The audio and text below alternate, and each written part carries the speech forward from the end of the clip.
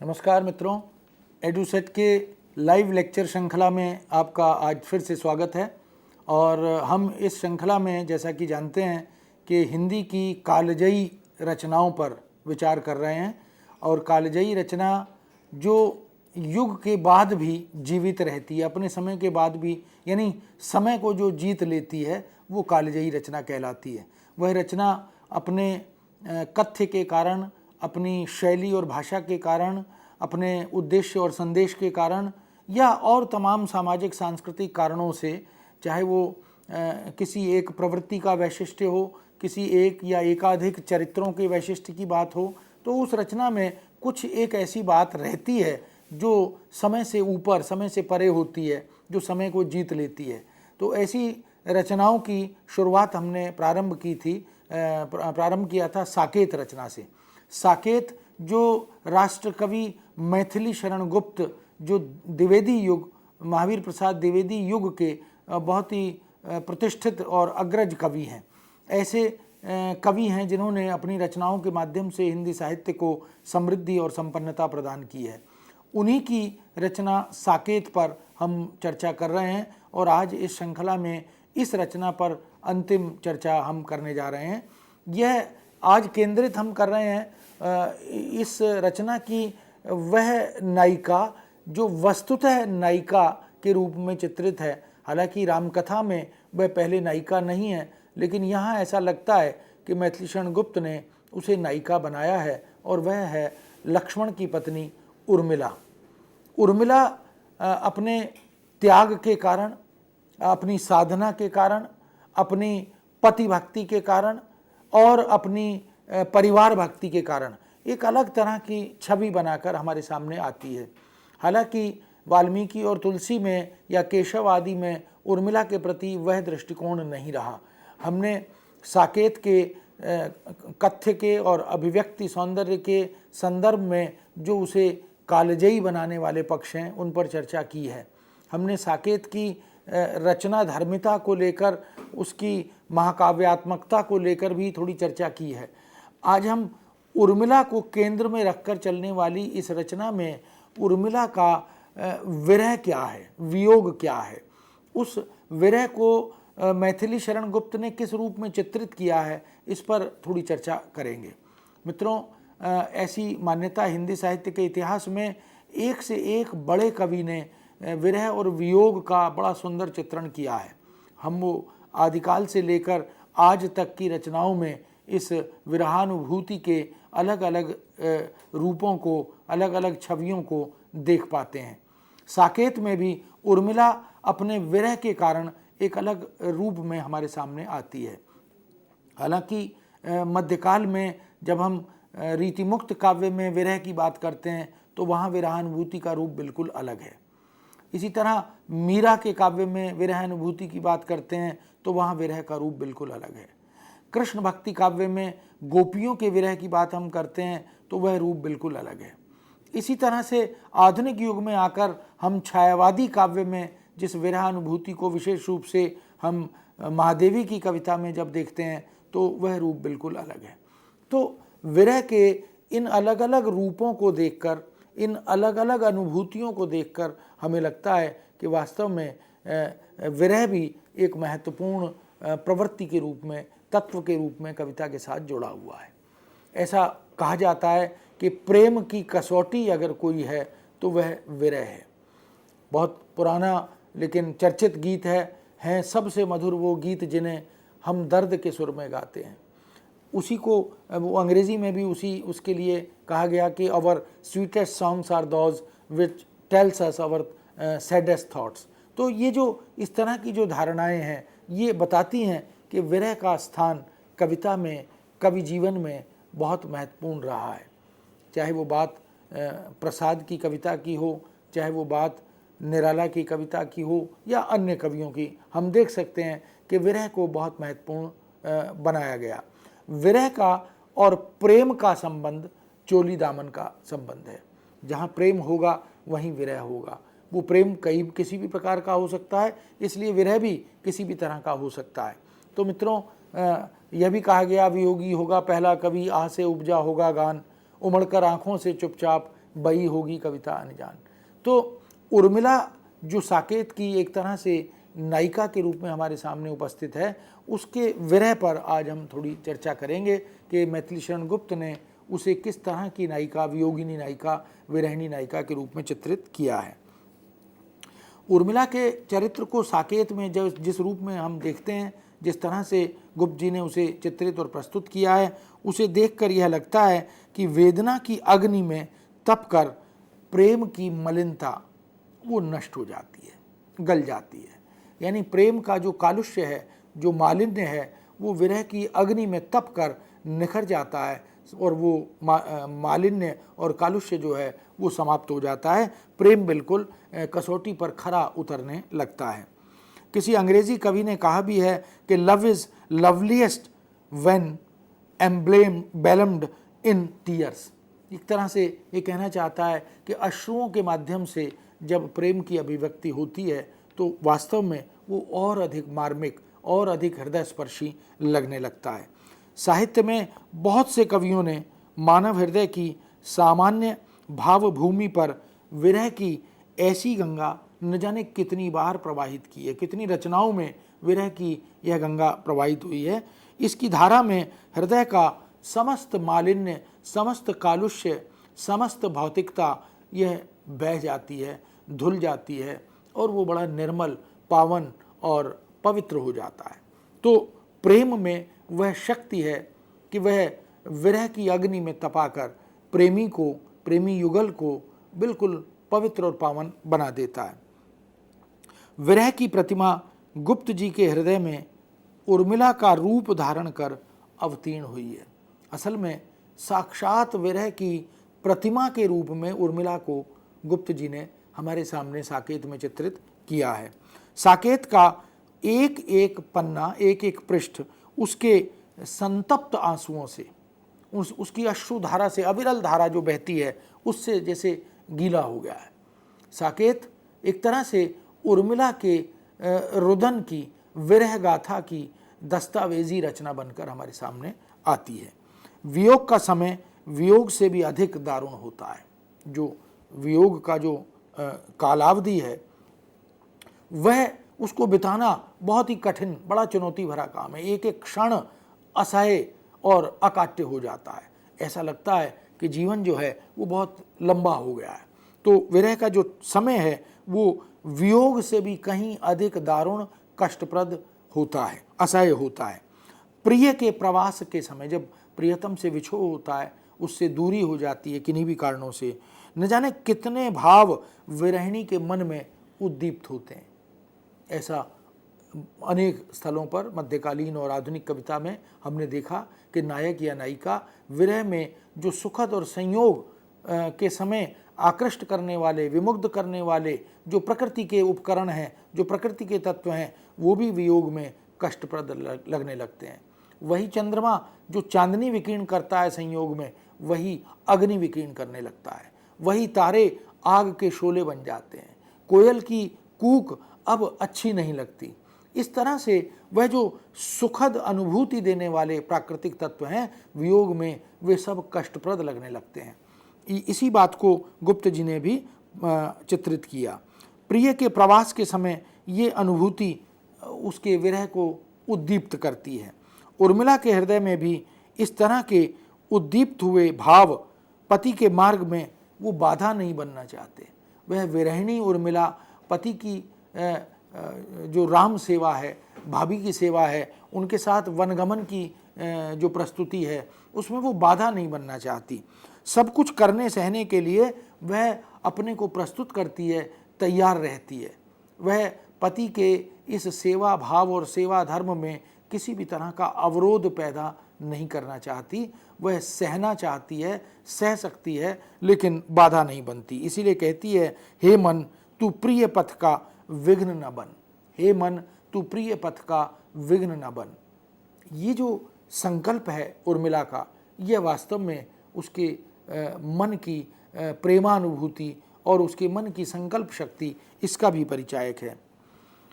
प्राचीन विरह वर्णन की प्रणाली के अंतर्गत अगर हम देखें तो जो आचार्यत्व वाली जो शैली रही है कवियों की, उसमें आचार्यों ने विरह की जिन विशेष रूप से जिन काम दशाओं 10 अवस्थाओं का चित्रण बार बार किया है, उन सब का अगर हम आधुनिक कविता पर अनुप्रयोग करना चाहें, उन्हें देखना चाहें, तो शायद हमें सफलता न मिले, क्योंकि आधुनिक कवि उन काम दशाओं को ध्यान में रखकर कविता में विरह और वियोग की प्रस्तुति नहीं करता, उसकी रचना नहीं करता। किंतु फिर भी कहीं ना कहीं उनमें से कुछ दशाएं कविता में प्रकट होती हैं। साकेत में भी हम उसका उदाहरण देख सकते हैं, जैसे अभिलाषा, चिंता, स्मृति, गुण कथन, उद्वेग, उन्माद आदि। ये हमें कहीं ना कहीं आंगिक चेष्टाओं में, हाव भावों में, अनुभूति में दिखाई देते हैं। ऐसी स्वाभाविक दशाएं विरह काव्य में सहज ही आ जाती हैं, यह भी कोई कठिन और बहुत असंभव प्रतीत नहीं होता। साकेत में इनका समावेश कहीं ना कहीं सीधे या प्रकारांतर से दिखाई देता है। अतीत की स्मृतियों की टीस, अतीत की स्मृतियों की कसक, उसकी जो चुभन है, वो रह रहकर नायिका उर्मिला के हृदय में उठती है। उर्मिला की भावनाओं को वह बार बार कचोटती है और वह अर्धमूर्छित अवस्था में प्रलाप करने लगती है। ऐसा लगता है कि अर्धमूर्छित सी हो गई है और वियोग और विरह के कारण वो प्रलाप भी करती है। ये जो वृत्ति है नायिका की, ये मध्यकाल की कविता में पर्याप्त और प्रचुर मात्रा में मिलती है। उसी प्रलापावस्था में काल्पनिक सखियाँ वहाँ सुरभि, निंदिया, सारिका, चातकी, न जाने कितने रूपों में करुण व्यथा कहती हुई उपस्थित होती हैं।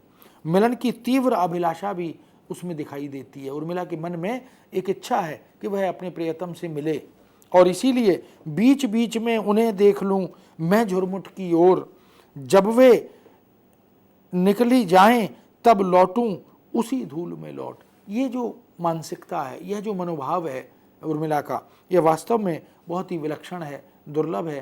किस तरह से उर्मिला की मनस्थिति को कवि प्रस्तुत करना चाहता है, इसको हम देख सकते हैं। उद्वेग की दशा का चित्रण भी हम उर्मिला की उस चारित्रिक प्रस्तुति में देख सकते हैं। अधम उर्मिले हाय निर्दया, पतित नाथ हैं तू सदाशया। क्या एक जो अनुभूति के धरातल पर उर्मिला जिस तरह से यात्रा करती है और जिस तरह से वो अपने आप को पति के सहयोग के लिए, त्याग के लिए प्रस्तुत करती है, उसको देखकर लगता है कि गुप्त जी ने वास्तव में जो मध्यकाल में सूरदास की, नंददास की जो गोपियाँ हैं, विरहिणी गोपियाँ हैं, विछोह से जो बिलखती हैं, उनको भी देखा है और उसके बाद ये परिकल्पना की है। तो सूर और नंददास की गोपियों में जो ईर्ष्या दिखाई देती है, जो व्यंग्यात्मकता दिखाई देती है, वह जो कटाक्ष करती हैं उद्धव के माध्यम से, वो यहाँ उर्मिला में विद्यमान उस तरह से नहीं है। सूर की गोपियाँ तो मधुबन को संबोधित करते हुए कहती हैं, सीधे सीधे संवाद करती हैं और मधुबन को प्रताड़ित करते हुए कहती हैं, मधुबन तुम कत रहत हरे, मधुबन तुम कत रहत हरे, बिरह वियोग श्याम सुंदर के ठाड़े क्यों न जरे। तुम्हें लज्जा नहीं आती कि कृष्ण के विरह में, उनके वियोग में तुम खड़े खड़े दग्ध क्यों नहीं हो गए, तुम अभी तक जीवित क्यों हो, तुम अभी इस रूप में अवस्थित क्यों हो। ये एक तरह की भावना उनके मन में रहती है। किंतु उर्मिला के हृदय में पशु पक्षियों तक के लिए अगाध और अपार सहानुभूति है। उनसे जो अनुराग है, जो आत्मीयता है, जो स्नेह और प्रेम का भाव है, वो वास्तव में विलक्षण है। वह मकड़ी का जाला तक नहीं हटाना चाहती। क्यों? क्योंकि उससे उसको यानी मकड़ी को पीड़ा होगी। ये जो संवेदना का धरातल है उर्मिला का, ये गुप्त जी की मौलिक कल्पना है। बिल्कुल पर पीड़न से अधिक आत्म पीड़न को वह श्रेष्ठ समझती है। उसे लगता है कि दूसरे को कष्ट देना या दूसरे के लिए पीड़ा की स्थिति पैदा करना, उससे बेहतर है कि आत्म पीड़ा का सामना मैं कर लूं। इसीलिए वह कहती भी है, सींचे ही बस मालिने कलश लें कोई ना ले करतरी। कैंची से कोई काटे ना, बस उपवन को, वाटिका को मालिने सिंचित करें, उन्हें पल्लवित पुष्पित होता हुआ देखें, उनको काटने का काम वो ना करें, क्योंकि कर्तरी उसे स्वीकार्य नहीं है, काटने की क्रिया उसे भाती नहीं है। इसीलिए वह आत्म पीड़ा तो सह लेती है, लेकिन पर पीड़ा उसे स्वीकार्य नहीं है। विरह अवस्था में उर्मिला इतनी पर दुख कातर हो उठती है कि सबकी समस्त तरह की, हर प्रकार की पीड़ा को वह किसी भी तरह से कम करने या समाप्त करने के लिए प्रयत्नशील रहती है, समर्पित रहती है। हर समय हर क्षण उसके मन में आता है कि वह दूसरे के दुख को किसी भी तरह कम या समाप्त करने में अपनी कोई रचनात्मक भूमिका सुनिश्चित करे। इसी संवेदना और सदाशयता के कारण वह बंधन में पड़े हुए पक्षियों को, जो पिंजरे में कैद हैं, जो बंधे हुए हैं, ऐसे पक्षियों को उड़ा देने का आदेश देती है।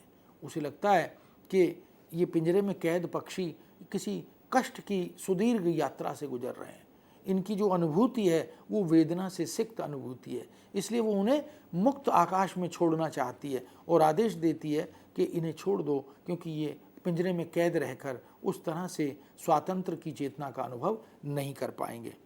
प्रकृति के विभिन्न दृश्यों में ही वह अपने प्रियतम को रह रहकर देखती है। यह विरह काव्य की एक पारंपरिक स्थिति है। हमारे यहाँ इससे पहले भी कभी बादलों में, कभी चंद्रमा में, कभी वाटिका में, उपवन में, इस तरह से वहाँ पर कण कण में प्रियतम दिखाई देता है। तो उसी को फैला उनके मन का आतप मनरे सर सरसाए, फैला उनके मन का आतप मनरे सर सरसाए, घूमे से के इस ओर यहाँ वे हंस यहाँ उड़ आए। ये जो हंस उड़ उड़ कर यहाँ आए हैं, ऐसा लगता है कि ये प्रियतम के संसर्ग से यहाँ आए हैं। तो उन पशु पक्षियों में, उन प्राकृतिक उपादानों में उसे प्रियतम के संसर्ग का, उनकी संगति का कुछ बोध होता है और उसी से वो बड़ी आनंदित होने लगती है। कालिदास में या मध्यकालीन कविता में बादलों के संदर्भ में इस तरह की चर्चा बार बार हुई है। स्वागत स्वागत शरद भाग्य से मैंने दर्शन पाए। ये जो हंस आए हैं वहाँ से, उस शहर से, उस नगर से जहाँ लक्ष्मण वन में रह रहे हैं, इनके दर्शन करके वो अपने को बड़ा कृतकृत मानती है, उपकृत मानती है, कृतार्थ हो जाती है। सर्वत्र प्रकृति में उसे अपनी ही मनोदशा का चित्रण या प्रतिबिंबन दिखाई देने लगता है। वायु निश्वास लेती हुई दिखाई देती है। ऐसा लगता है जैसे उसकी जो दीर्घ श्वासें हैं वो उसे पवन में, हवा में अंतरित होती हुई प्रतीत होती हैं। आकाश रोष वृष्टि करता हुआ प्रतीत होता है। मन में आक्रोश और क्रोध तो है। वो जब बादल गरजते हैं, बिजली गरजती है, तो उसको लगता है कि ये बादल वस्तुतः क्रुद्ध हो रहा है, नाराज हो रहा है। इसी तरह कोयल जो है वो हूक मारती है। वो मधुर वाणी से कर्ण प्रिय नहीं लगती, वह कर्ण कटु लगने लगती है। उसकी आवाज़ अब चुभने लगती है हृदय को बार बार।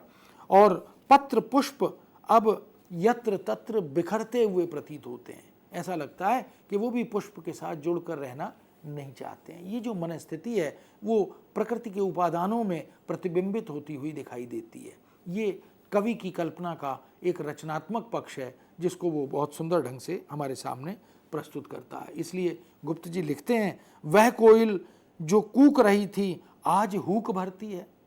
वह कोयल जो कूक रही थी, जो अच्छी लगती थी, आज हूक भरती है। आज वो चुभन पैदा कर रही है, हृदय में एक टीस, एक कसक पैदा कर रही है। पूर्व और पश्चिम की लाली रोष वृष्टि करती है। आज उदित होते हुए सूर्य की लालिमा क्रोध पैदा करने वाली, क्रोध प्रकट करने वाली, रोष की वृष्टि, वर्षा करने वाली ऐसी प्रतीत हो रही है। तो पूरब और पश्चिम दोनों तरफ, उदय और अस्त दोनों में उसकी मनस्थिति उसी तरह की लगती है। उर्मिला विरह वेदना को श्रेयस्कर मानती है, क्योंकि उसके कारण ही वह सदैव सजग बनी रहती है। ये विरह ही है जो हर समय हर क्षण प्रियतम का स्मरण कराता है। उर्मिला को लक्ष्मण की स्मृति हर समय हर क्षण बनी रहती है। उसके मूल में वह विरह और वियोग को ही, उस अनुभूति को ही देखती है। इसलिए समाधि में लीन रहती है। प्रियतम की प्रतीक्षा और उस प्रतीक्षा के एवज में ली गई समाधि, उसमें लीन रहती है, जिससे अपने अंतर में ही वह प्रिय के दर्शन करने लगती है। यह समाधिस्थ साधु की अवस्था, जहाँ अंदर से ही उसे प्रियतम के साक्षात दर्शन होने लगते हैं। वेदने तू भी भली बनी, ये अनुभूति वो लेकर आगे बढ़ती है। मध्यकाल में सूफी काव्य में जायसी ने, जिन्होंने पद्मावत जैसा महाकाव्य लिखा, और पद्मावत का जो विरह है, उसकी जो विरहानुभूति है वह भी अद्भुत और विलक्षण है। न भूतो न भविष्यति वाली स्थिति वहाँ भी दिखाई देती है। जायसी की नागमती के समान वह भी अपना राज रानी पद, वह तो रानी है, राज करने वाली है, उस पद को भुला देती है और सामान्य स्त्री का रूप धारण करके वह उसी प्रकार का आचरण करना चाहती है। वह महलों में रहकर, राजमहल में रहकर भी वह राजमहल की जीवनचर्या को जीना नहीं चाहती। उस तरह के ऐशो आराम को, सुख को वह भोगना नहीं चाहती। यह उसकी विशेषता है और अपनी व्यवस्था का वह बार बार उल्लेख करती है, उसकी चर्चा भी करती चलती है। साकेतकार यानी मैथिली शरण गुप्त जो राष्ट्रकवि हैं, उन्होंने विरह वर्णन के प्रसंग में बहुत से ऐसे कामों और गतिविधियों का भी उल्लेख किया है, बहुत सारी ऐसी क्रियाओं का, ऐसी गतिविधियों का भी उल्लेख किया है जिनसे उर्मिला की सहृदयता का पता लगता है। वो संवेदनशील है, वो सहृदय है, वो परदुख कातर है, वो उदार है, वो त्याग की प्रतिमूर्ति है। ये सारे गुण उसके पास विद्यमान हैं। उसकी वह लोक मंगल की कामना से ओतप्रोत है। इसलिए पशुओं में, पक्षियों में, मकड़ी में, जीव जंतुओं में वह इस तरह की भावना को प्रकट करते हुए अपनी संवेदनशीलता का परिचय देती है। ऐसी सद्वृत्तियों पर भी वह बार बार कवि जो है प्रकाश डालना चाहता है। चित्रकारी, संगीत और इसके अतिरिक्त परिवार के अनेक कामों को वह किसी न किसी माध्यम से प्रकट करना चाहते हैं। यानी वह विरहिणी नायिका उर्मिला घर गृहस्थी के कार्यों के साथ भी संबद्ध है, जैसे रसोई बनाने, सास की सेवा करने, उनके साथ व्यस्त रहकर अपना समय व्यतीत करने, और ऐसे ही घर परिवार के न जाने कितने उन कार्यों का एक तरह से संपन्न करने का जो दायित्व है उसका निर्वाह करने आदि की चर्चा भी मैथिली शरण गुप्त बार बार करते हैं। उससे उसकी बुद्धिमत्ता का, उसकी सूझबूझ का, उसके परिवार के प्रति संतुलन बनाकर रखने की क्षमता का ऐसे ही बोध वो कराते चलते हैं। उसकी कल्याण भावना को बार बार रेखांकित करते चलते हैं। प्रोषित पथिका को बुलवाकर उनकी दुख गाथा सुनना और पुरबालाशाला संग खेलना और उन्हें विविध ललित कलाओं का ज्ञान प्रदान करना, ये करना और कराना, ये इस तरह की भावना, इस तरह का आचरण उर्मिला के साथ जुड़ा हुआ है। जिनका पति परदेश चला गया है उनको बुलाकर उनको सांत्वना देना, उन्हें समझाना, ये वस्तुतः उर्मिला का जो अपना अनुभूत सत्य है उसके आधार पर वह उस प्रोषित पथिका को किस तरह से समझाती है और किस तरह से उनके साथ अपना समय व्यतीत करती है, इसका बड़ा सुंदर चित्रण कवि करते हैं। और समस्त कलाओं के साथ, इसका मतलब कला प्रियता भी है, जो ललित कलाएं हैं उनका ज्ञान भी उर्मिला के पास है। तो उर्मिला एक अलग तरह के चारित्रिक वैशिष्ट्य के साथ इस रचना में उपस्थित होती है। वह इस तरह के कार्यों को उल्लिखित करते हुए कवि ने, मैथिली शरण गुप्त ने लिखा, मैं निज ललित कलाएं भूल न जाऊं वियोग वेदन में। उर्मिला की अनुभूति देखिए, मैं निज ललित कलाएं भूल न जाऊं वियोग वेदन में, सखी पुरबालाशाला खुलवा दे क्यों ना उपवन में। क्यों ना पुरबालाशाला इस उपवन में ही खुलवा दें, ताकि वो जो ललित कलाओं का जो लालित्य है, उनके साथ जुड़े रहने का जो सुखद अनुभव है वो यहाँ पर प्राप्त होता रहे। गुप्त जी की उर्मिला का विरह एकांतिक नहीं है। उसका विस्तार एक तरफ महल की चारदीवारी को लांघ कर प्रासाद से संलग्न उपवन तक चला जाता है और दूसरी तरफ गारहस्थ जीवन के कर्तव्य पालन और नगर के कल्याण मंगल की चिंता से जुड़ जाता है। एक गृहस्थ जीवन में रहते हुए गृहिणी के गुण, उसके धर्म, उसकी गृहस्थ के प्रति जो जिम्मेदारी, जो दायित्व है, उसका भी बड़ा सुंदर चित्रण करते हैं। महल में रहते हुए भी महल के बाहर जो उपवन है, जो वाटिका है, उसमें जीवन यापन करने की जो एक इच्छा शक्ति है, उसका चित्रण बहुत सुंदर ढंग से कवि ने किया है। ये असल में कल्याण भावना, मंगल की भावना यह उर्मिला के साथ दिखाई देती है। वह एकांत प्रिय है, इसलिए एकांत में ही अधिक समय व्यतीत करना चाहती है। उसका एक कारण यह भी है कि उसकी दयनीय दशा, यह जो दीनहीन सी दशा उसकी हो जाती है, क्षीणकाय हो जाती है, उसको देखकर उसकी जो सासें हैं, वो तीनों सासें और उसकी जो बहनें हैं, वो कहीं क्षुब्ध ना हो, कहीं उनको ठेस ना लगे कि उर्मिला विरह साधना के कारण, लक्ष्मण के वियोग के कारण इस स्थिति तक आ गई है। उनको वह उस स्थिति का बोध ना हो, इसके लिए अपने को वो एक तरह से छिपाकर बचाकर रखने का काम भी करती है।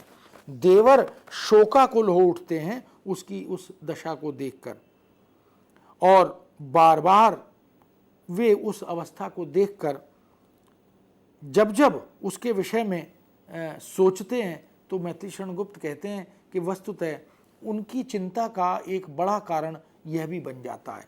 इसीलिए वह बार बार पूछताछ करती हुई प्रतीत होती है। पूछी थी सुकाल दशा मैंने आज देवर से, कैसी हुई उपज कपास ईख आन की, यानी धान, ईख, कपास आदि की खेती की वर्तमान स्थिति क्या है, इसकी चिंता भी वो कर रही है। इसलिए क्योंकि उसके देवरों को, उसकी सास को यह न लगे कि मैं उदासीन हूँ, विमुख हूँ अपने दायित्वों से, और उन्हें यह भी ना लगे कि मैं एकांत प्रिय हो गई हूँ, मैं क्षीणकाय हो गई हूँ, या मैं विरह और वियोग के कारण विकल हो गई हूँ। इसलिए वो बार बार यह प्रयास भी करती है कि घर गृहस्थी के विषय में, खेती आदि के विषय में तमाम तरह की जानकारियां भी हासिल करते रहना चाहती है। परंपरागत भारतीय नारी के समान वह पति की सिद्धि में अपनी सिद्धि समझती है और उसके पथ की बाधाओं को अपने ऊपर ओढ़ने के लिए, आत्मसात करने के लिए अपने को प्रस्तुत करती है। वो नहीं चाहती कि उसके पति के उस साधना पथ पर कोई रुकावट आए, कोई बाधा आए। उस साधना पथ की स्वयं वो बाधा नहीं बनना चाहती। किसी भी तरह अपने मोहपाश में, अपने प्रेम जाल में वो उसे रोकना नहीं चाहती। यह उसके त्याग की पराकाष्ठा है। इसलिए वो पति के उन्नयन को देखना चाहती है, उसी से वो आत्मतुष्टि का अनुभव करती है। अनुभूति की तीव्रता के कारण अर्धविस्मृति की अवस्था में विरह वर्णन वस्तुतः साकेत की एक नई परिकल्पना है। उसमें रूढ़ि का पालन नहीं, स्वाभाविक स्थिति का चित्रण भी उल्लेखनीय है। इस अर्ध संज्ञा की ओट में इस युग के मनोविज्ञान की अंतर्धारा साफ प्रतिबिंबित होती है, बह निकलती है। ये पूरा एक समाज मनोविज्ञान है और नारी स्त्री मनोविज्ञान है, जिसकी बड़ी खूबी से प्रस्तुति कवि ने, मैथिलीशरण गुप्त ने की है। उसके हृदय में आदर्श और कामना के बीच का एक संघर्ष है।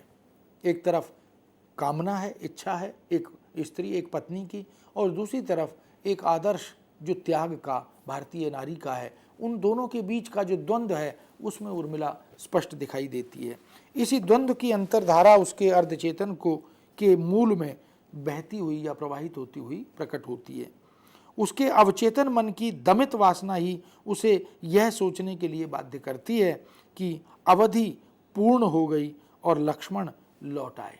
कभी कभी ऐसा लगता है कि समय पूरा हो गया वनवास का, लक्ष्मण लौट आए हैं। ये जो अनुभूति है, जब इस दौर से वो गुजरती है, इस सात्विक भाव से जब वह गुजरती है, तो निश्चित है कि उसकी जो दमित वासना है वो जागृत हो जाती है। परंतु उसका आदर्श उसे ग्लानि से तत्काल भर देता है। एक बार को कमज़ोर पड़ती है उर्मिला, लेकिन फिर तत्काल उसे स्मरण हो आता है और उसका आदर्श उसे आकर रोकता है और उसे प्रताड़ित करता है, उसे ग्लानि से भर देता है और वह लक्ष्मण की भर्त्सना करने लगती है। वह नहीं फिरे क्या तुम ही फिरे। वो एक तरह से लक्ष्मण को कहती है कि जब राम और सीता नहीं आए तो तुम क्यों लौट आए। वह नहीं फिरे क्या तुम ही फिरे, हम गिरे अहो तो गिरे गिरे धिक, तथापि हा सामने खड़े, तुम अलज्ज से क्यों यहाँ अड़े। ये जो भावना है उर्मिला की, एक तरह से पति को का इंतजार कर रही है, चाहती है, लेकिन पति राम और सीता को वन में छोड़कर यहाँ चले आए, यह वो कदापि उसे स्वीकार्य नहीं है। इसलिए लक्ष्मण को डांटती है, प्रताड़ित करती है, जबकि लक्ष्मण वहाँ नहीं है, लेकिन ये उसकी मन की भावना है। उसे ऐसा लगता है कि वो आ गए, और जब आ गए तो फिर उन्हें वो इस प्रकार से आक्रोश से डांटना भी प्रारंभ करती है। चेतन अवचेतन का यह संघर्ष उसको अभिव्यक्त करने के लिए अंतः संलाप, ये जो एकांत में संलाप करने की प्रयोग कवि ने किया, वो बहुत ही सुंदर प्रयोग है, मनोवैज्ञानिक प्रयोग है। ऐसा लगता है जैसे अपने आप से ही वो बातचीत कर रही है, स्वगत कथन जैसा वो प्रतीत होता है। ये बहुत ही मनोवैज्ञानिक अंतर्दृष्टि है, जिसका रचना परक, रचनात्मक या सृजनात्मक शिल्प संबंधी प्रयोग मैथिलीशरण गुप्त ने यहाँ पर किया है। यह गुप्त जी की भाषिक और शिल्प या संरचना संबंधी जो आधिकारिक सूझबूझ है, उसका भी एक प्रमाण हमारे सामने उपलब्ध होता है। विद्यापति की राधा जब स्वयं को कृष्ण समझने लगती है, तो उर्मिला स्वयं से बात करते हुए लक्ष्मण को सामने अनुभूत करने लगती है। तो विद्यापति की राधा में भी ये स्थिति थी, और कुछ देर बाद वह स्वयं को राधा मानकर दोनों ही स्थितियों में विरह यातना सहती है। ये कैसी विलक्षण कल्पना है, ये कैसी विलक्षण अनुभूति है। और इसका चित्रण कृष्ण भक्ति काव्य में मध्यकाल में भी कवियों ने अलग अलग तरह से किया है। इसी तरह उर्मिला भी कभी स्वयं को उर्मिला मान लेती है और कभी स्वयं को लक्ष्मण मान लेती है। तुलसी कहते हैं सिया राम में सब जग जानी। तो कुछ कुछ ऐसी अनुभूति उर्मिला को होती है कि उन्हें अपने भीतर ही लक्ष्मण दिखाई देने लगते हैं और अपने भीतर ही उर्मिला प्रतीत होने लगती है। और जब ऐसा होता है तो फिर वो लक्ष्मण की भर्त्सना करती है और उसे पता लगता है कि वास्तव में लक्ष्मण नहीं आए हैं, वह उसके हृदय का, उसकी सोच का उन्माद मात्र था। तो वह अपने आप से ही उन्माद की स्थिति में लक्ष्मण की ओर से अपने आप को बुरा भला कहने लगती है। ये प्रायश्चित है। पहले लक्ष्मण को आया हुआ, वनवास से लौटा हुआ जानकर प्रताड़ित किया, डांट दिया। बाद में अनुभूति हुई कि नहीं, लक्ष्मण तो लौटे नहीं हैं और मैंने लक्ष्मण के प्रति अपशब्द कह दिए, उनको बुरा भला कह दिया। तो फिर अपने आप को डांटती है कि मैंने ऐसा क्यों किया। ये जो सात्विक अनुभूति है, ये वास्तव में गुप्त जी की मौलिक देन है, मौलिक कल्पना शक्ति है। वह कहती है, प्रियतमे तपोभ्रष्ट में भला, मत छुओ मुझे लौट में चला, हट सुलक्षणे रोक तू ना यूं, पतित में मुझे टोक तू ना यूं। ये लक्ष्मण बनकर वो इस तरह की बात फिर करने लगती हैं। और जब सखी से वस्तु स्थिति का ज्ञान होता है तो वह स्वयं को किस तरह उपालंब देती है, उलाहना देती है। वह सब कवि की अंतस में बैठने वाली, जो अंतःकरण से निकलने वाली, वहाँ की भाव वीथियों को पकड़ने वाली, जो बहुत ही बारीक सूझबूझ है, सूक्ष्म मनोवैज्ञानिक पकड़ है, दृष्टि है, वो वास्तव में अद्भुत है, अपूर्व है। ऐसा इससे पहले कविता में, कवियों में देखने को नहीं मिलता। इसीलिए मैथिलीशरण गुप्त को हम बड़े फलक का कवि, बड़ी कविता का कवि मानते हैं, महाकवि मानते हैं, राष्ट्रकवि मानते हैं। अधम उर्मिले हाय निर्दया, पतित नाथ हैं तू सदाशया। ये जो अनुभूति है और उस अनुभूति की बहुत ही ईमानदार अभिव्यक्ति है, यह इस रचना की, इस महाकाव्यात्मक रचना की बड़ी भारी उपलब्धि प्रतीत होती है। केवल परंपरागत प्रलाप और उन्माद की दशा का वर्णन यहाँ नहीं है। ये केवल परंपरा का अनुपालन करने के लिए ऐसा किया हो मात्र यह नहीं है। पूरा एक मनोवैज्ञानिक, समाज मनोविज्ञान, स्त्री मनोविज्ञान, उसका पुख्ता, उसका प्रामाणिक आधार यहाँ रचना के माध्यम से दिखाई देता है। विरह की तीव्र वेदना में व्यक्ति अपना विवेक, तर्क शक्ति खो देता है। हम सब जानते हैं जब विरह आधिक्य होता है तो सूझबूझ चली जाती है, चेतना चली जाती है, और क्रोध जो होता है या अहंकार जो होता है उसको जन्म देता है, और फिर क्रोध हमें अपने आपे में नहीं रहने देता। ऐसे में विरहाधिक्य जो है वो हमारे विवेक को छीन लेता है, विवेक शून्य बना देता है।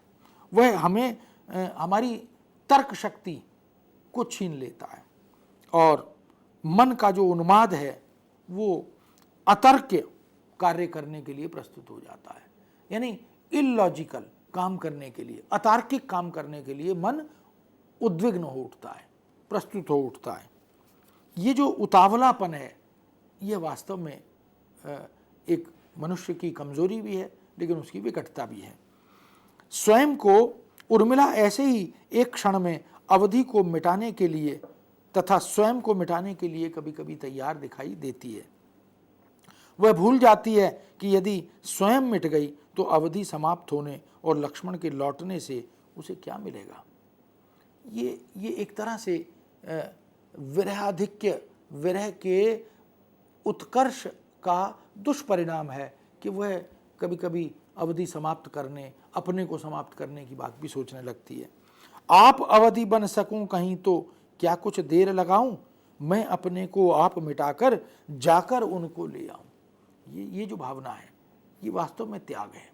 खुद भले ही मिट जाऊं, लेकिन ये अवधि समाप्त हो जाए 14 साल की वनवास की, और कोई ऐसा अवसर आए कि मैं उन्हें जाकर लेकर आ जाऊं, भले ही मैं स्वयं को मिटा दूं, रहूं या ना रहूं। इस तरह की भावना लेकर वो चलती है। कभी वह अपने आंसुओं को दुकूल में सहेज कर रखना चाहती है, आंचल में बचा कर रखना चाहती है, और कभी नयन नीर को मानस भाजन में जमाकर सुरक्षित रखने की अभिलाषा भी वह प्रकट करती है।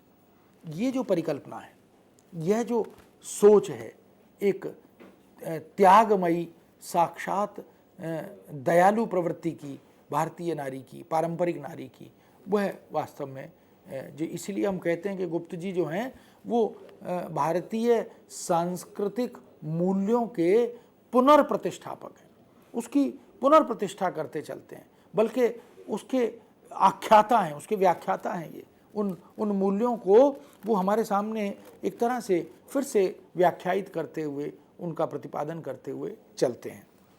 उर्मिला निरंतर वियोग व्यथा सहती है, निरंतर वह इस विरह और वियोग का सामना करती है, उसकी पीड़ा को अनुभूत करती है, लेकिन निराशा को अंततः अपने पास टिकने नहीं देती।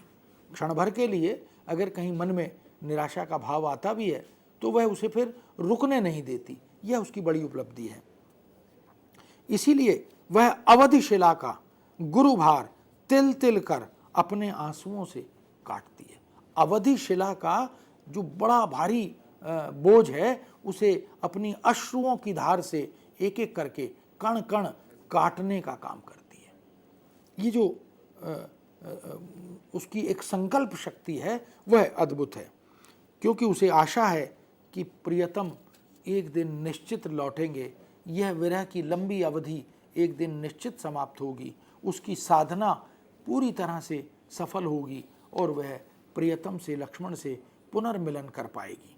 ये जो रचनात्मक और सकारात्मक दृष्टि है उर्मिला की, यही उसके चारित्रिक वैशिष्ट्य को हमारे सामने उजागर करती है। री आवेगा फिर भी बसंत, जैसे मेरे प्रिय प्रेमवंत। बसंत आएगा, प्रतिवर्ष आता है, हम जानते हैं ऋतु का चक्र है। इसी तरह जैसे बसंत आएगा ऐसे मेरे प्रियतम भी अवश्य आएंगे। बसंत का आगमन सुनिश्चित है और इसी तरह प्रियतम का लौटना भी सुनिश्चित है। साकेत में विरह वर्णन में गुप्त जी ने बहुत सी प्राचीन रूढ़ियों, बहुत सी प्राचीन परंपराओं और अभिव्यंजना शैलियों का कुशलता के साथ, निपुणता के साथ, रचना धर्मिता के साथ प्रयोग किया है। तो हम पारंपरिक भाषिक जो उपकरण हैं उनका भी कितना आधुनिक ढंग से प्रयोग कर सकते हैं, कितना संदर्भ सापेक्ष, समय सापेक्ष, पात्र सापेक्ष प्रयोग कर सकते हैं, ये बात गुप्त जी के पास है। इसीलिए वह अपने को रीतिकालीन विरह काव्य की अभिव्यंजना प्रवृत्ति से कहीं कहीं मुक्त नहीं भी कर पाते, क्योंकि जो कन्वेंशनल है, जो पारंपरिक है, वो कभी कभी बीच में आ जाता है। लेकिन मार्मिक गीतों तक वह श्लेष आदि अलंकारों का मोह, उसका संवरण नहीं कर पाते। कभी कभी श्लिष्ट सौंदर्य जो श्लेष अलंकार से पैदा होता है वह कविता में आ जाता है। और ये मध्यकाल की कविता में हम देख सकते हैं कि जो श्रेष्ठ सौंदर्य है वो कवियों ने कविता में चाहे चमत्कार पैदा करने की दृष्टि से, सौंदर्य उत्पन्न करने की दृष्टि से उसका प्रयोग किया हो, चाहे वो बिहारी की कविता हो या अन्य दूसरे मध्यकाल के भक्ति और रीतिकाल के कवियों की कविता हो। तो श्रेष्ठ सौंदर्य जो है वो इस कविता की बड़ी महत्वपूर्ण विशेषता बनकर आता है। तो कहीं कहीं गुप्त जी में भी वह श्लेष का चमत्कार दिखाई देता है। इस अलंकार योजना ने उक्ति को चमत्कारी बनाया, यह ठीक है, मार्मिक और संवेदनशील भी बनाया, इसमें भी कोई संशय नहीं है, क्योंकि मार्मिकता को और संवेदनशीलता को गुप्त जी कम नहीं होने देना चाहते, उसके साथ कोई समझौता नहीं करना चाहते। रीतिकाल का कवि तो चमत्कार के व्यामों में फंस जाता है और कभी कभी संवेदना पीछे छूट जाती है, लेकिन गुप्त जी संवेदना को, कविता के मर्म को, भावना के उत्कर्ष को साथ लेकर चलते हैं, उसे छोड़ना उन्हें स्वीकार्य नहीं है। उड़ने को है तड़पता मेरा भावानंद, व्यर्थ उसे पुचकार कर फुसलाते हैं छंद। ये भावना साफ दिखाई देती है कि गुप्त जी के भीतर का जो कवि है, कवि हृदय है, वो अपनी सहृदयता के साथ प्रकट होता है बार बार। बिहारी या अन्य रीतिकाल के कवि ऊहात्मक उक्तियों के लिए प्रसिद्ध हैं। वैसी ऊहात्मकता, वैसी इतिवृत्तात्मकता, हालांकि गुप्त जी पर इतिवृत्तात्मक होने का आरोप आलोचकों ने लगाया है बहुत जगह, तुकांत कविता के कारण भी, वर्णनात्मकता के कारण भी वह इस तरह की बात की गई है, लेकिन साकेत में ऐसी उक्तियां बहुत नगण्य हैं। उर्मिला का शरीर ताप भी मलयानिल को लू बनाने का सामर्थ्य रखता है। एक उदाहरण, रीतिकालीन कविता का अगर प्रभाव देखना हो तो एक आध जगह, दो जगह इस तरह की वृत्ति मिलती है। तो गुप्त जी ने लिखा कि उर्मिला का शरीर ताप भी मलयानिल को लू बनाने का यानी उसके शरीर की विरह आधिक्य के कारण जो दग्धता है, जो ऊष्मा है, जो ताप है, वो मलयानिल को भी दग्ध कर देता है। उसे भी ऐसा लगता है जैसे हवा जो है वो भी उसकी दीर्घ श्वासों से, जलती हुई श्वास धारा से वह भी गर्म हो गई है। उसका चित्रण भी एक आध दो जगह, जा मलयानिल लौट जा, यहाँ अवधि का शाप, लगे ना लू होकर कहीं तू अपने को आप। ये बात वो कहती है उर्मिला। उसको लगता है कि ये जो विरह है ये असह्य है, और वास्तव में कहते हैं कि विरह की वेदना को वही जानता है जिसने उसका अनुभव किया है। मीरा ने लिखा भी है, जिसके पाँव न फटी बेवाई, वो क्या जाने पीर पर आई। प्रेम की अनुभूति वही जानता है जिसने प्रेम किया है। विरह की कसक को, उसकी टीस को, उसकी चुभन को वही जानता है जो उससे जुड़ा रहा है। दूसरे की प्रेमानुभूति, विरहानुभूति का अनुमान लगाना उस तरह से संभव नहीं है। रीतिकाल की नायिका की तरह ही उर्मिला सखी को पंखा झलने से, हवा करने से रोकती है। क्यों रोकती है? क्योंकि उसे भय है कि उससे तो उसकी विराग्नि शांत नहीं होगी, बल्कि हवा लगने से अग्नि के शोले और धधक उठेंगे। ऐसा स्वाभाविक है कि अग्नि को उद्दीप्त करने के लिए कभी कभी हवा देनी भी पड़ती है। बहुत तेज हवा हो तो वो उसे बुझा भी सकती है, लेकिन बुझती हुई अग्नि को अगर हम हवा के थोड़े से झोंके दें तो वह हवा धधक उठती है। तो उर्मिला अपनी सखी को पंखे से हवा करने की प्रक्रिया को देखकर रोकती है कि ऐसा न कर, क्योंकि ऐसा करने से उसकी विराग्नि के जो शोले हैं वो और प्रज्वलित हो जाएंगे और धधक उठेंगे। इसीलिए कहती है, ठहर अरी इस हृदय में लगी विरह की आग, तल व्रंत से और भी धधक उठेगी जाग। ये और जागृत हो जाएगी, तो मुझे पंखे से हवा मत कर। इस तरह मध्यकालीन हिंदी कवियों की तरह गुप्त जी ने भी उर्मिला के विरह वर्णन में षड ऋतुओं का, क्योंकि षड ऋतु वर्णन उसका प्रभाव विरह की अनुभूति पर होता है नायक या नायिका के संदर्भ में। मध्यकाल में विशेष रूप से नायिकाओं के विरह को लेकर हम देखें कि ऋतुओं की अनुभूति उसके विरह के साथ जुड़ जाती है। तो उसका षड ऋतुओं का आधार लेकर उसकी व्यथा का चित्रण मैथिली शरण गुप्त भी करते हैं, क्योंकि ऋतु के साथ जो अनुभूति है वह बदलती है। इसी तरह प्रत्येक ऋतु में प्रकृति का उद्दीपनकारी रूप उसे किस तरह कष्टप्रद होता है, व्यथित करता है, उसके लिए उन्होंने परंपरागत पदार्थों का या परंपरागत उपमानों का भी रचनात्मक प्रयोग किया, जैसे चातक है, कोकिल है, चंद्रमा है, वर्षा की झड़ी है या मलयानिल है। ऐसे ही बहुत सारे जो पारंपरिक उपमान हैं, पारंपरिक प्रतीक हैं, उनका उपयोग गुप्त जी ने बड़ी खूबी के साथ, बड़ी सूझबूझ के साथ किया है। दरअसल गुप्त जी का जो समय है वो आधुनिक कविता के उस प्रारंभिक दौर का परिचायक है जो जिससे पहले केवल भारतेंदु युग था, और भारतेंदु युग तक या जो गुप्त जी का युग है, जिसे हम महावीर प्रसाद द्विवेदी का युग कहते हैं, उस युग तक लगातार ब्रजभाषा की कविता लिखी जा रही थी। यह अलग बात है कि ब्रजभाषा को छोड़कर खड़ी बोली को अपनाने का आह्वान, गद्य के माध्यम से साहित्य सृजन करने का आह्वान उस युग में महावीर प्रसाद द्विवेदी कर रहे थे। लेकिन यह भी नहीं भूल सकते हम कि प्रसाद जैसा कवि जो इसके बाद के युग का प्रवर्तक कवि है, वो छायावादी काव्यधारा का प्रवर्तक कवि है, वो कवि भी ब्रजभाषा में कविता उस समय तक कर रहा था। तो ब्रजभाषा पूरी तरह से समाप्त नहीं हुई थी, इसलिए ब्रजभाषा में, अवधी भाषा में जिन प्रतीकों का, जिन उपमानों का, जिन प्राकृतिक उपादानों का प्रयोग कवियों ने कविता में किया है, उनका दबाव, उनका प्रभाव इस युग में भी कवियों पर था।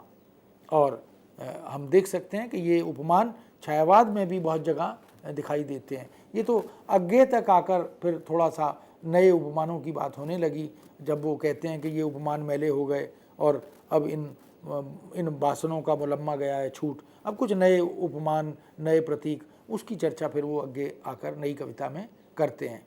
तो यहाँ गुप्त जी ने साकेत में उन पारंपरिक उपमानों का, पारंपरिक प्रतीकों का, पारंपरिक प्रयोगों का, शैलियों का प्रयोग अपनी कविता में किया है। इसलिए वहाँ चातक भी है, वहाँ कोयल भी है, वहाँ चंद्रमा भी है, वहाँ तारे भी हैं, वहाँ बादल भी हैं, वहाँ झूले भी हैं, वहाँ वर्षा की झड़ी लगना भी है, वहाँ बरसात का या इंद्रदेव का प्रकोप भी है। ये सब तमाम तरह की ठंडी शीतल बयार, मलयानिल का प्रवाह ये भी है, पर्वत और झरने भी हैं। इन सब का बड़ा सुंदर उपयोग किया है, साकेत में किया गया है। उर्मिला की विरह भावना और उसके मन की विविध अंतरदशाओं, मन में तो बहुत सारी स्थितियां, अनुभूतियां रहती हैं, मन में बहुत सारी अंतरदशाएं भी होती हैं, उन सब का उनको प्रकाशित करने के लिए गुप्त जी ने जिस तरह की अभिव्यक्ति शैली का, भाषा शैली का चयन किया, वह किसी न किसी बड़े कवि का परिचायक है। क्योंकि गुप्त जी के पास जो परिदृश्य है और जो अनुभूति लोक की परिव्याप्ति है, वो वास्तव में बहुत बड़ी है। इसीलिए वो महाकाव्यात्मक रचना के साथ हमारे सामने आते हैं। उनकी आकार में भले ही, देखने में भले ही छोटी हों कुछ रचनाएं, लेकिन उनमें भी जो कथ्य का महाकाव्यात्मक रूप है वह विलक्षण है। चाहे बात जयद्रथ वध की हो या चाहे बात यशोधरा की हो या अन्य गुप्त जी की रचनाओं की हो। तो हम देखते हैं कि अंतरदशाओं को उर्मिला की वो प्रकाशित करने के लिए एक अलग तरह की, एक खास तरह की भाषा शैली का चयन करते हैं। उसमें आलंकारिकता का व्यामोह भी है, क्योंकि इससे पहले की कविता में अलंकार कविता का एक मुख्य गुण था। इसलिए रीतिकाल की कविता को तो अलंकार काल की कविता भी कुछ लोगों ने कहा ही है। तो अलंकाराधिक्य, अलंकारों के प्रति आकर्षण या व्यामोह वह रहा है, और गुप्त जी की कविता में भी वो कहीं कहीं दिखाई देता है। गीति शैली का प्रयोग भी, क्योंकि रीतिकाल तक हम देखें तो गीति काव्य की एक परिपाटी हमें मिलती है। कविता में गेयता, कविता में आंतरिक अन्विति, कविता में प्रवाहधर्मिता, भाषा कैसे भावों को प्रवाहित करती हुई आगे बढ़ती है, यह भी अनुभूति की ईमानदारी का, अनुभूति की मर्मस्थली का परिचायक बनकर हमारे सामने आती है। तो हम देख सकते हैं कि नई तरह के प्रयोग, नई तरह की शैली, इसका रचनात्मक प्रयोग भी गुप्त जी करते हैं। शरद ऋतु में ज्योत्सना स्नात कुंजों को देखकर उर्मिला उनकी तुलना उस शिशु से करती है जो रोकर सो गया है और जिसके शरीर पर माँ ने सफ़ेद चादर ओढ़ा दी है। ये जो ज्योत्सना स्नात कुंज, बिल्कुल ऐसे जैसे चांदनी से नहाए हुए कुंज गलियों को या वाटिका को या उपवन को देखकर ये जो कल्पना का एक बिल्कुल नवीन रूप है वो हमें कहीं कहीं देखने को साकेत में मिलता है। हा मेरे कुंजों का कूजन रोकर निराश होकर सोया, हा मेरे कुंजों का कूजन रोकर निराश होकर सोया। ये जो कल्पना की मौलिकता है ये हम देख सकते हैं। यह चंद्रोदय उसको उड़ा रहा है, धवल वसन सा धोया। कैसी कल्पना करते हैं? रचनात्मक कल्पना, जिसको हम कहते हैं क्रिएटिव इमेजिनेशन, वह हमें देखने को मिलता है।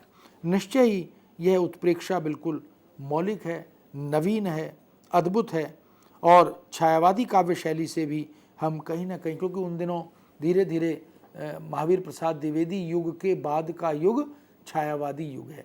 इस युग में प्रसाद ने लिखना प्रारंभ कर दिया था। महावीर प्रसाद द्विवेदी युग में पत्र पत्रिकाओं में वो छप रहे थे, दूसरे कवि भी इस युग में लिख रहे थे और धीरे धीरे उस छायावादी काव्य शैली का, रचनात्मक शैली का, संरचना का प्रभाव इस युग के कवियों पर भी आता दिखाई देने लगा था।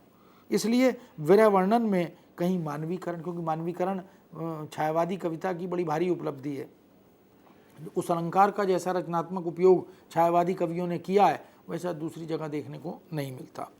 लाक्षणिक भाषा और उपचार वक्रता का आश्रय, यह भी गुप्त जी बार बार लेते हैं। लोकगीतों का प्रभाव भी साकेत के विरह वर्णन में, उसकी विरहानुभूति में, उर्मिला की विरह अभिव्यक्ति में साफ दिखाई देता है। आज भीगते ही घर पहुँचे, जन जन को जन बरसे, जन जन के जन बरसे। इस तरह हम देख सकते हैं कि उर्मिला का जो वियोग वर्णन है, विरह वर्णन है, वह साकेत की एक बड़ी भारी देन है। साहित्य की दुनिया में, हिंदी साहित्य की दुनिया में जब हम विरह काव्य की बात करते हैं तो साकेत की बात भी ज़रूर करते हैं। जब हम विरह दग्ध नायिकाओं की बात करते हैं तो मैथिली शरण गुप्त की उर्मिला की बात भी करते हैं, क्योंकि विरह में जिस आदर्श को और आदर्श संबलित जिस गौरव को गुप्त जी ने चित्रित किया है वह अन्यत्र हमें देखने को नहीं मिलता। वास्तव में यह पूर्णतः शास्त्रीय नहीं है। हम इसे शास्त्र की कसौटी पर अगर विरह को कसना चाहें तो शायद न कस पाएं, ऐसा गुप्त जी का कोई मंतव्य या उद्देश्य भी नहीं था। लेकिन शास्त्र भी प्रकारांतर से गुप्त जी की इस कविता में, इस विरह वर्णन में आया है। और इस सब के साथ साथ हम देख सकते हैं कि गुप्त जी अपने इस कविता और इस रचना के भीतर बहुत ही व्यापक और विस्तृत परिदृश्य के साथ, दृश्य के साथ, सूझबूझ के साथ और उद्देश्य के साथ प्रस्तुत होते हैं। यही इसकी उपलब्धि है। इसीलिए हम कहते भी हैं कि मैथिली शरण गुप्त के महाकाव्य साकेत की रचना हिंदी साहित्य के इतिहास में न जाने कितनी दृष्टियों से एक महत्वपूर्ण घटना थी, एक इवेंट है ये। यानी इससे पहले भारतेंदु और द्विवेदी युग में कोई रचना, हम प्रिय प्रवास को महाकाव्यात्मक रचना मानते हैं, यह ठीक है, लेकिन साकेत अपने आप में महाकाव्यात्मक रचना के उदय का एक उदाहरण है। क्योंकि इसके बाद हम जब कामायनी पर बात करेंगे तो कामायनी तो निश्चित ही एक बहुत बड़ी महाकाव्यात्मक रचना है, उसमें कोई संशय नहीं, लेकिन साकेत ने एक घटना के रूप में अपनी प्रस्तुति हिंदी जगत में की है।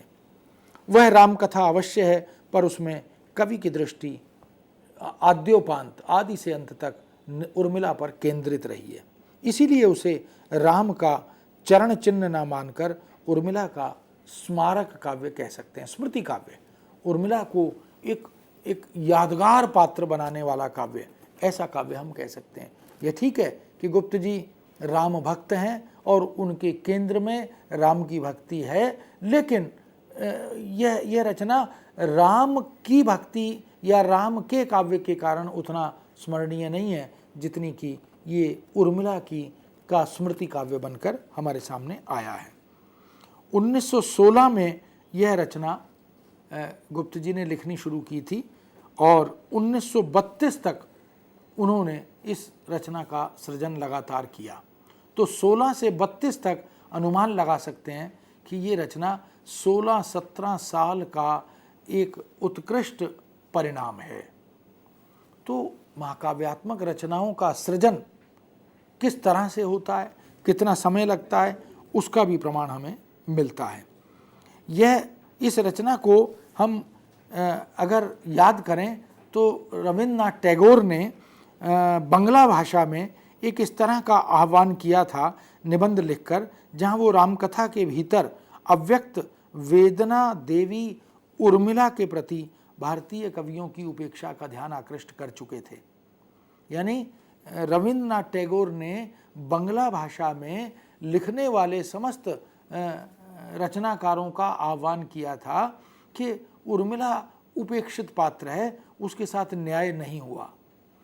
उसी मंतव्य को, बात को आगे चलकर महावीर प्रसाद द्विवेदी ने एक निबंध के माध्यम से हिंदी जगत के लेखकों, रचनाकारों को जगाया और उनका ध्यान आकृष्ट किया और कहा, एक निबंध लिखा कवियों की उर्मिला विषयक उदासीनता इस शीर्षक से, और उस निबंध ने मैथिली शरण गुप्त को झकझोरा और उनके भीतर का रचनाकार जाग उठा और उन्होंने साकेत का जब ताना बाना बुना, साकेत की कथा वस्तु जब तैयार की, तो उनके मन में एक मुख्य नायिका के रूप में उर्मिला सबसे पहले, सबसे प्रधान पात्र के रूप में सामने आई। गुप्त जी मूलतः वैष्णव कवि थे, वैष्णव भक्त थे और राम भक्त थे। उनका लक्ष्य अपने इष्टदेव राम का गुणगान करना था, इसमें कोई संशय नहीं है। यह एक प्रयोजन था रचना का। इसलिए अपनी अंतः प्रेरणा एक तरफ और दूसरी तरफ गुरु का आदेश, जिसमें उर्मिला विषयक उदासीनता की ओर संकेत किया गया, इन दोनों की पूर्ति के लिए उन्होंने साकेत रचना का सृजन किया, एक रचना, बृहत रचना का सृजन किया और उसका नामकरण साकेत किया, ताकि इन दोनों अपेक्षाओं की पूर्ति इस नामकरण के माध्यम से हो जाए, जिसकी चर्चा हमने पहले की भी है। इसी तरह राम का गुणगान, उर्मिला का बलिदान, उसका त्याग, उसकी साधना, उसकी पर दुख कातरता, उसकी कष्ट सहिष्णुता और उसका स्वाभिमान, गौरव उसका जो है, इन सब का बहुत ही सुंदर चित्रण कवि मैथिली शरण गुप्त ने इस रचना में किया है।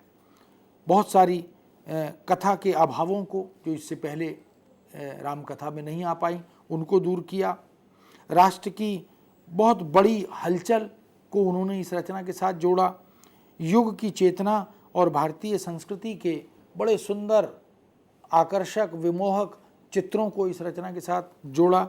ये कवि मैथिली शरण गुप्त और उनकी रचना साकेत की बड़ी देन हिंदी साहित्य को दिखाई देती है। साकेत में आरंभ से अंत तक एक कथा का गुम्फन है और वह एक प्रबंध काव्य के रूप में हमारे सामने आती है।